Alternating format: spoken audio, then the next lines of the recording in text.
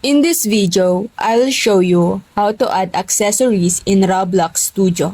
First, open up the toolbox. I searched for dummy and found one right here. Once you have this, make sure to open up your workspace so you can see the R15 or R6 dummy or whatever rig you got. Next, go to plugins, click this, and then click manage plugins. Then click the plus sign. Right, and wait for it to loading. And then you can see here. So, or I will search inserter and click enter. Right, so it has a lot of options.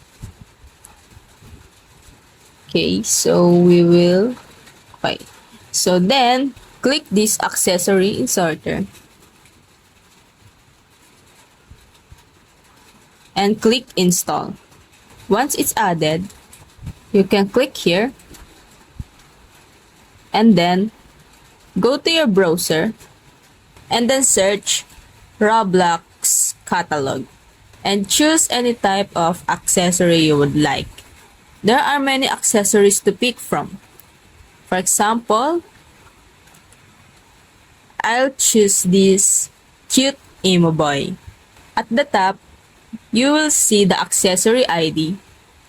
Copy that ID here, these numbers, then go back to Roblox Studio and then paste it here and click apply and then drag it into your R15 dummy.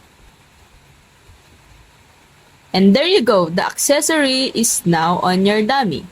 Thank you for watching. If this helped you, please like and subscribe.